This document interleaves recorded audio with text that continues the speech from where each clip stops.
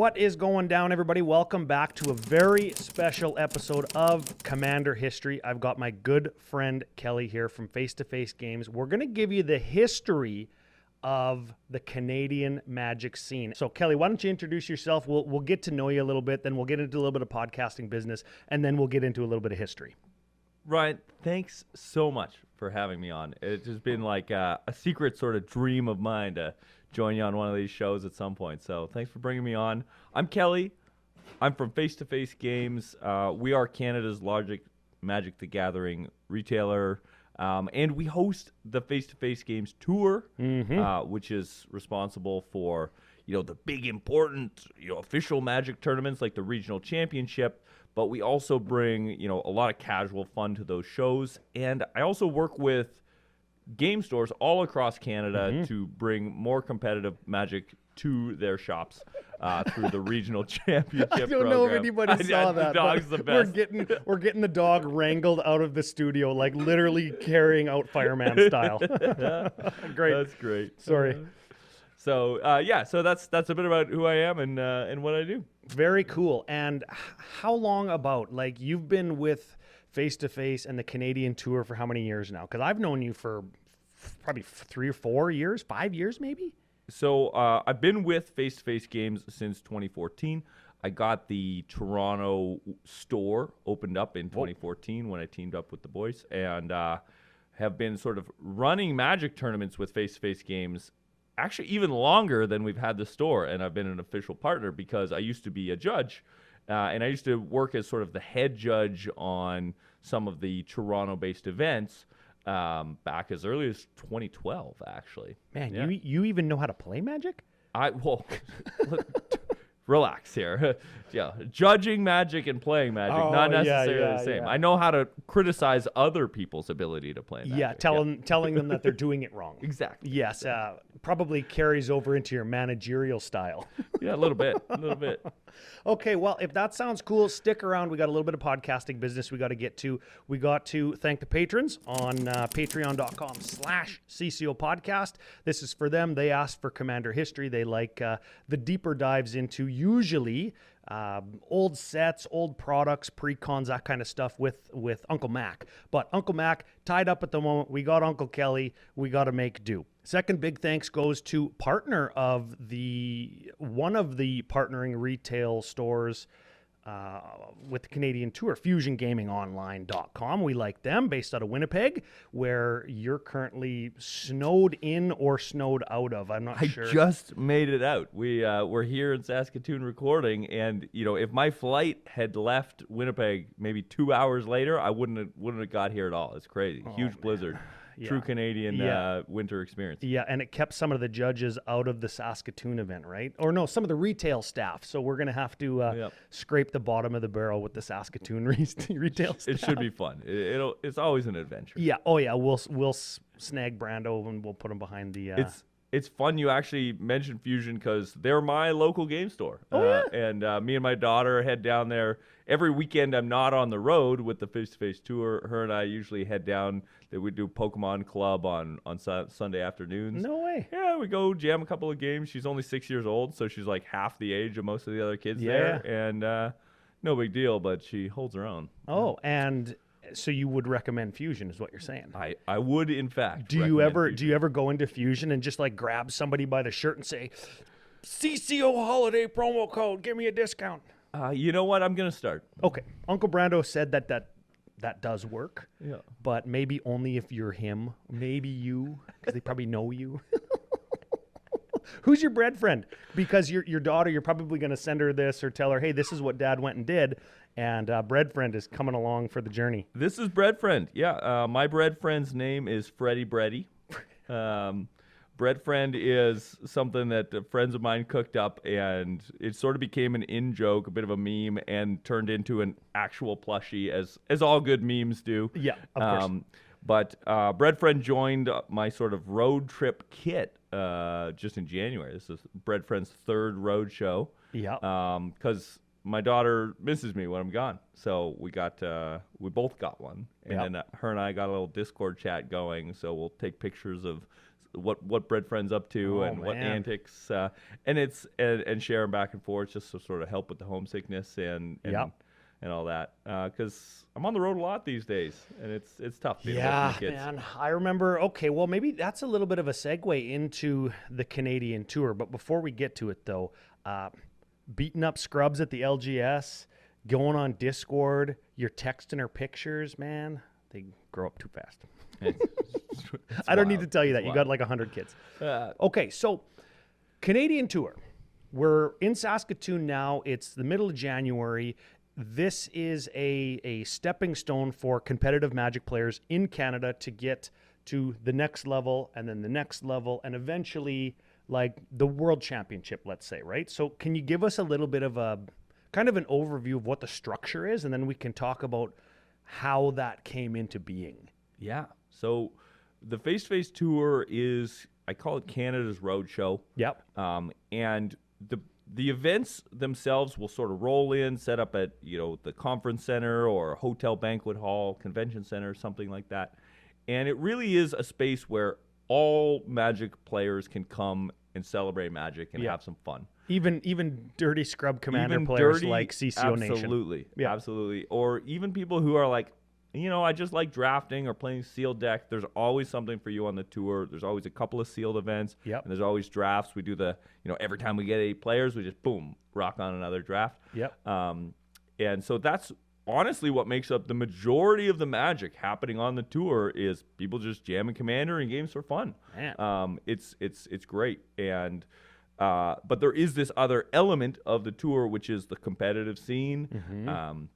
So at these events, we'll host some qualifier events or super qualifier even, where the top 4 or the top 8 players will get that invitation to come out to the next regional championship event. Those happen every 4 months or so somewhere in Canada. Last one was in Calgary. Yep. Headed to Ottawa next weekend for the next one. I think Montreal in May, right? You got it. So those are the championship weekends, right? Where it's technically for the competitive players, it's a 2-day event, a Saturday, a Sunday, right? And the top 8 would then, from the couple hundred people that have all qualified from across the country, the top 8 get an invite to the Magic Pro Tour, right? And the one winner auto qualifies for the World Championship in Vegas. Do I got that right? But if you call now, we'll actually give invites to the top 12 competitors at these events. Yeah, the top 12 get a Pro Tour invite. So you'll have 400 or 500 players battling it out for 12 slots in the Pro Tour. And don't hang up, because if you call now, both first and second place get that World Championship invite. Is that new? No, that's the way it's always been. Oh, man, I suck. I guess I know nothing. But we used to split it. We used to do the Western Championships and the Eastern Championships. Yes, so we used to sort of, there was one for the West and one for the East. Yes. But Canada is actually quite privileged in that program for competitive players because we do get those 2 World Championship invites. And the only other region globally, there's 11 global regions for this program.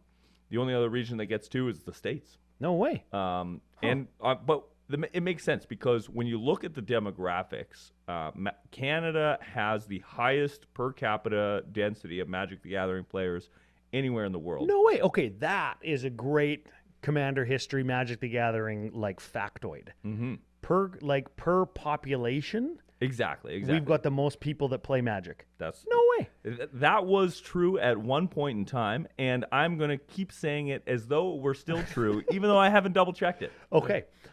Once you're the king, you don't fact-check yourself out of being first place. Well, you're the king. Who's going to... No. Yeah, right until proven wrong. Yeah. Okay. So it didn't always work like that. Like, there used to be huge pre-releases. There used to be, like... PTQs and RCQs and all, like I'm talking like Grand Prix, 10, 15 years ago, and Grand Prix all the way up until 2017, 18, 2019. There was this was that the last specific sort of global event that sort of shut that shit down real tight. I've heard of that. Global 2020. pandemic. So that changed the structure, I think, right, of Oh yeah, because I remember being in Grand Prix Las Vegas in 2019 and 2018. You know what? They switched. They started calling them Magic Fest for a while there in like 2018, 2019, 2020. And there was a Grand Prix that happens at the Magic Fest. I remember talking to somebody who said, "Yeah, I'm playing in the Grand Prix," and I'm like, "I thought this was a Magic Con or a Magic Fest in 2018," and it's like. Ixalan, the original Ixalan, or like the original Return to Dominaria was the set du jour, and it was a modern Grand Prix, the one where Hogak went crazy and got banned, and Faithless Looting got banned, and it was like crazy, man. And then the Monday morning that we were leaving Vegas, in Modern they unbanned Stoneforge Mystic, and it was like vendors were paying whatever, like $6 to buy them, and selling them for $7 or $8 or whatever the vendor math was. And then they unbanned, and we went on to whatever website, and it's like, what? Foil Stoneforge Mystics are like $400 each? It's like, what? Yeah. So it was a Grand Prix at a Magic Fest. Yeah, I guess the evolution of the Magic convention and tournament scene is a whole topic unto itself. But the Canadian tour, how did that start, and when did that start? So I joined my first experience with the very first sort of like infantile version of the Face-to-Face Games tour started in 2012, and that was when a little website that was sort of like podcasting before podcasting was cool, called the ManaDeprived.com was up and running. And this was sort of community run by a local guy named Karyong Tom, KYT, who had this sort of site. We had a couple of podcasts going on that. He had the A-Team, and what was the other one? Heavy Meta with Kevy Metal. Yeah, I remember. I listened to those shows back in before Commander Cookout even existed. Like in he must have started that in 2014 or 15. Like I still lived in my old house. Those old shows hold up surprisingly well. Man, so fun. For the nostalgia. At fun. Least. Yeah. And but in addition to the podcasts, KYT had articles and deck reviews and things like that. And the first version of the tour happened, Face-to-Face Games used to sponsor Mana Deprived. Yeah. And the first version of the tour was sort of us saying, hey, you've got a really wide reach. This was before sort of, this was when people like poo-pooed on net decking. You know what I mean? Like if you got to when finding a list of cards on the internet was like a big achievement, Yeah. And so sort of people, you're just playing the net deck, Can you imagine? Oh man. Okay. So for the people in the damn studio now that play Magic, can you imagine a time that there wasn't EDHREC.com? And like the difference in how we build decks now, that's a whole other topic all to itself again. Yep. Man, crazy. And so KYT had what he was, had this sort of show and had this website, and we sort of brought him on to say, hey, listen, Face-to-Face Games wants to do sort of a cross-Canada tour. Yeah. And we ran it under his banner. So the original version of the F2F tour was called the Mana Deprived Super Series. I remember, yes. Yep. And usually it would be sort of, one big main event, and that was basically it. Maybe a couple of drafts. Yeah. There was no commander pods. Just to get people in the door, right? Yeah. Yep. No, it was just the competitive scene was sort of all there was back then. When we ran the first sort of iteration of it, there wasn't even like an end of season championship event. Because the logistics, one of the frustrating things about Canada is the country is massive. And so if you want to run sort of some end of season qualifier, invite only thing, it's very challenging. Yeah, to get somebody from Vancouver, for example, for the listeners in the land of the free, it would be like getting somebody from Seattle to Boston, or from Seattle to, like Pittsburgh or Detroit. Like and then you add on the layer of there's no free market in airplane tickets and duopoly in airplane tickets, and so a flight across the continent is 3-4 times what it costs in the States.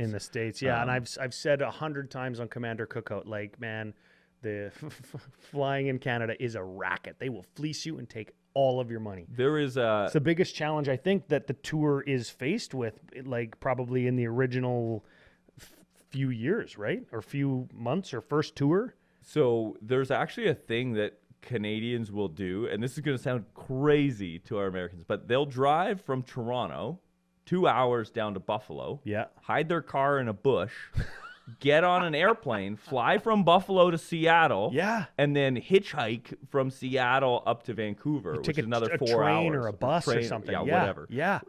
Pony if they have to. Yeah. Yeah. Maybe they'll ride a bread friend. Yeah, I was gonna make an Oregon Trail joke, but it's the Canadian Trail that's actually just the Oregon Trail, but you got to go north at the end. Exactly, yeah, exactly.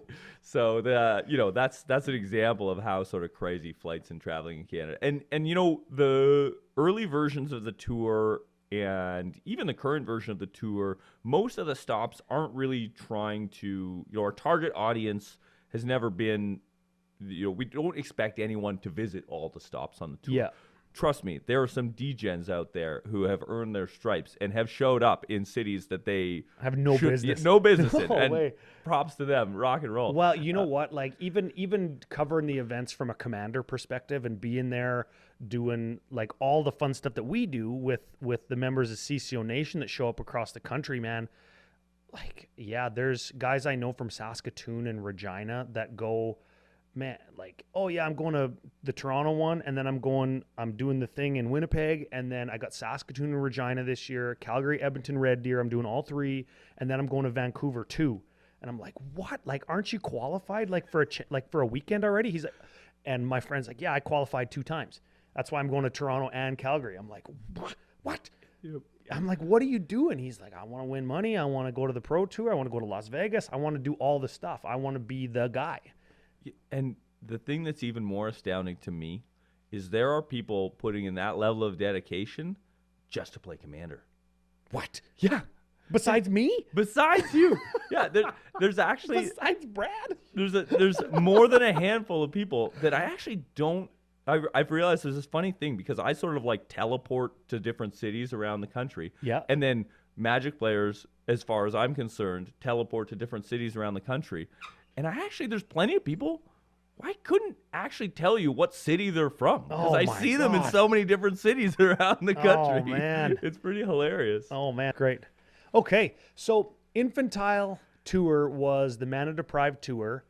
How did it make the step from like privately operated thing and maybe the pandemic has something to do with that, and the restructuring of the competitive, I guess, market globally goes from, hey, we've got this thing in Canada to, hey, this is an official way to qualify for the Pro Tour. Was it just like one giant step, or was there a whole bunch of stuff?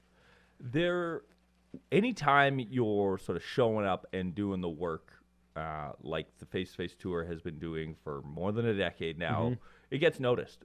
And when you've built a program that is so enjoyed by so many Canadians, people let their WPN rep know, and they send a message to Wizards saying, "Man, I had such a good time."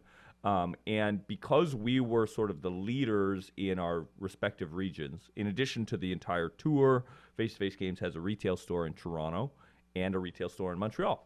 The two biggest cities in the country.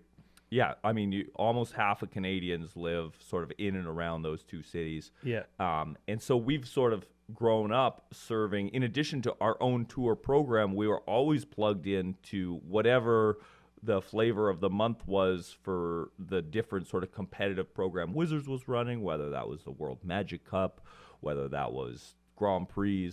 And so we've had a really tight relationship with Wizards of the Coast for years and really treasure that. So when they sort of, through the pandemic, decided, you know what, we're going to get, because in the past, most of the competitive programs were sort of built from the top down at Wizards, sort of saying, this is how regions across the world should run their competitive program. And it was, whatever the version was at that time, it was the same all across the world. Everybody, and our like geographic challenges, having a huge population on the West Coast, a huge population located centrally, and we're running the same program that And United States is the same with the population density in the Northeast, and then the population density in Texas, population density in California. Yep. It's got to be different than trying to qualify like in the Philippines or in Japan. Like it's got to be different, right? Yeah, and Wizards sort of realized that, and they'd built enough global partners at that point to sort of say, okay, in the new version, the post-pandemic version of competitive play, we actually want to work with organizers globally who understand their local market and know the challenges that Canadians face. If you ask me to run competitive play for Europe, I wouldn't be able to do nearly as good a job because I don't understand the challenges and the struggles that they go through and the opportunities for growth and great activations. So you really, what we got out of the program was local communities were served a lot better by their local organizers. And Wizards got to then, provide some support to those organizers and said, take care of your communities. And so that's what we set out to do with this latest version of the Face-to-Face Games Tour, is build something that works for Canadians and helps Canadians achieve their sort of goals in Magic and also provide just a lot of fun. Yeah.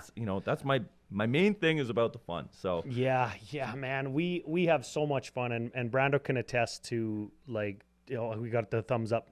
We got the official, just boring old thumbs up. But for anybody that has never been, there's Canadians who are going to watch this or listen to this that have never been. And I was so surprised when I was a part of Command Fest Toronto back in September. September, how many Americans come. And to this Saskatoon event, we've got some Americans that came up for a birthday and to be part of CCO Nation. What would you tell the Canadians, the Americans, the whoever's that have never been to a tour stop or a tour weekend? When you make it about fun, you make it about casual, you make it about all kinds of diverse Magic play, what's the mission statement or the thesis? I'll expand it beyond that and say, like, listen, come to our events. Our events are great. I love our events. But go to whatever local events you've got going on, whether it's your local game stores running something at the banquet hall, or you're close to a Star City Games event or whomever. Go check it out, because there's most Magic is played at the kitchen table with friends. And a lot of these folks have never, they think, oh, the big tournament, that's not for me. I hear that I'm not so good much. enough to play in those yeah, events. I hear that so much from first timers or from people at the LGS. Oh, I don't know. I don't know if I'm ready. Yeah, and it's not. That's not at all what it's about. There's no skill testing question. Like, who was the fourth blue commander ever printed? And there's you don't need to have a really deep knowledge. You just gotta have a appreciation and a love for the game. At these shows, you're going to show up and there's people buzzing around. Anytime I'm trying to explain it to like normal people, I usually say, imagine the Canadian Chess National Championship Tournament, because most people can visualize what that might look like in their mind, had a baby with Comic-Con. And so you'll have people who are there sitting down playing Magic all seriously, but then you'll also have folks dressed up as their favorite character or showing up, just with their buddies, CCO Nation style, just here to hang out and have a blast. It's really as serious or as casual as you want it to be, anywhere in between. There's always something special going on at the Face-to-Face Games Tour. We try to make sure that when we build a schedule, when we build an event, this isn't just a Tuesday night at the game store. There's something unique happening. So, for example, tomorrow, we've got Chaos Sealed. Ooh, yeah. Chaos Sealed is where, instead of getting only the new set as your packs to build a new deck with to try out for the day, you get 6 different booster packs. Yeah, Uncle Brando's favorite. He gets dumpstered every time. It's thumbs down. The best thing is about Sealed, is that it's a welcoming environment. You don't need to have the best deck. You just crack in a couple of packs and flying with that. Spends the same amount of money and can do the same type of thing. And at the end of the day, you always have a new stack of cards to take home with you. Yeah. The fun thing about Chaos Sealed is that nobody can even be a shark within the sealed format.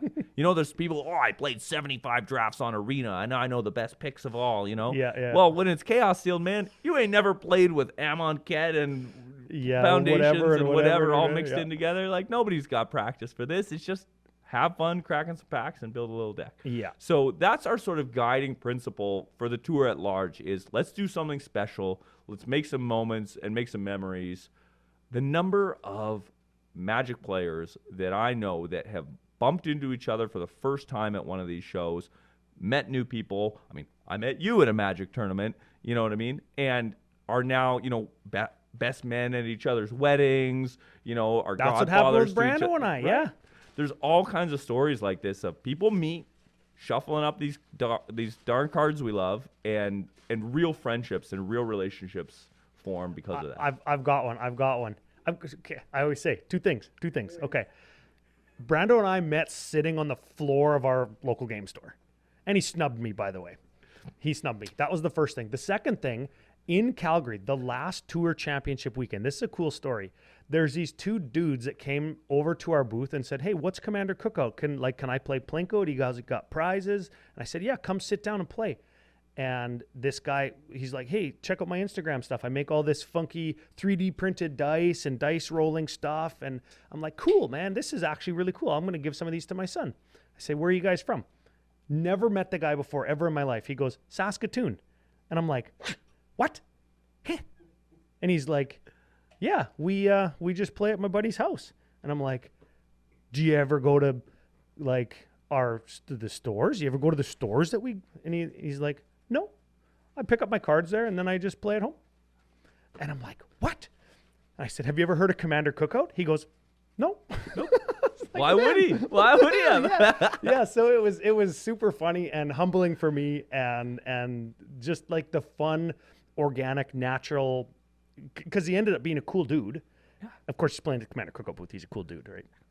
And we just started talking about like his little business that he's starting and content and social media and just kind of grinded the gears together. And now it's this guy that I know, right? I mean, I always say this, like Magic is the greatest game ever made, period. And the reason is because of all the different layers it's working on. Yeah. Right? The game itself is great, but the relationships that are formed when people get together and play games, Magic or any other game, build really strong relationships. There's been a bunch of studies that have said like the best way to develop a friendship and to build a trust bond with somebody is by playing games together.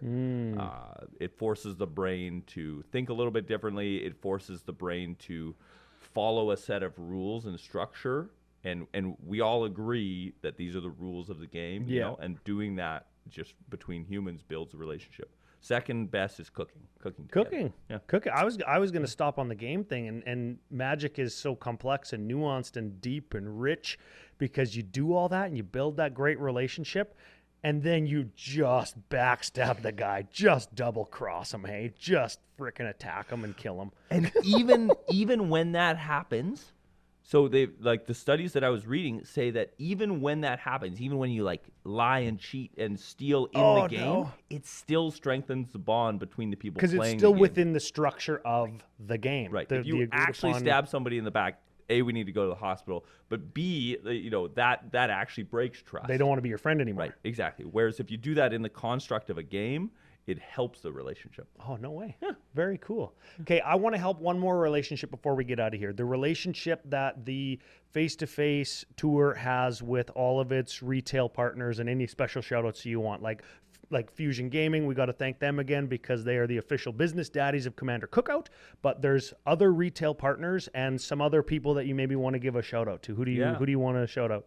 Well, thanks for that, because one of the goals of the face-to-face games tour is to give local stores an opportunity to bring more Magic in. Mm-hmm. I am as much as I love my store and the tour, I know that we're not everywhere, and local game stores are the sort of lifeblood that keeps this game together. Even that guy you were talking about who just swings by his local store, picks up some cards, and goes and plays at the living room table with his buddies, that player needs a local game store to feel like this game is more than just a board game you picked up off the shelf at Toys R Us, Yeah. Because we still have that here in Canada. Shots fired. But the so supporting local game stores is something that's incredibly meaningful to me. And I'll give a shout out, but also a call to action. If you want to see more local play happening at your game store, if you want a chance to compete in a qualifier that might earn you an invitation to get you that seat at the tour, to maybe get to the Pro Tour and World Championships, tell your local game store to reach out to us, f2ftour.com, and they can apply to host one of these qualifier events. Cool. And we need stores to host these events because these stores are the ones who are actually helping spread the word and get people out. And while, some stores, there is a cost associated with running these events, we actually have a grant program where I want to give away, a number of kits to stores that maybe are in a remote community or maybe are serving, they're the only shop in their neighborhood. Yeah. Maybe they're in an underdeveloped neighborhood and, they can't really afford to pitch in for a Magic card tournament. Maybe they just want to try it out. They're not sure if their players are going to enjoy it. I want to give away these free kits to help make more Magic happen and help grow the tour at large. Because, the more we work together as local game stores, the more of, we're not fighting over the same pie. You know what I mean? When local game stores work together as a community, we're stealing market share back from Target and Walmart and Amazon, right? And Amazon, Yeah. and that's helping build Magic as a game, right? As a network, as a community, and so stick together, shop at your local game store, wherever that is, support them, and you might learn that there's actually a bunch of great benefits for doing that. Local game stores gets exclusive promo cards. Yep. When they partner with us, they these events we have a unique play mat and special event coupons and codes and stuff like that. I see the Facebook posts on our local Magic group for Collectors Lane, our local that does them here all the time. Yeah, all the time. We're gonna go there. It's part of your tour today. As we're going. I'm on the face-to-face tour. I'm on the CCO tour. The CCO tour. Yeah, we're gonna stop by the Coachman licensed beverage room now that we have time. We're at the Dam Studio. Yeah, I didn't tell you that yet, Brando, but we're gonna go there. Thumbs up. So okay. Call to action, perfect. I love it. I love the Canadian tour. We have a ton of fun, and now we got to go and record CCO proper. So the party's going to get started here. Thank you for being here. Thanks to the Business Daddies, Fusion Gaming. Thanks to the patrons. Links to everybody, including f2ftour.com, in the show notes, wherever you find the show. Big thanks to LB for producing today, telling me what time we were at, so we don't ramble all day because we are kind of on a time crunch. We could ramble all day. Oh, and we certainly have, yeah. Final big thanks to Kelly's whole family, who gives him up like 40 weekends a year. So love you guys. Shout out to them. Any final words? Play more Magic. Play more Magic. Yeah. Come play on the tour. Come to the Coachman licensed beverage room.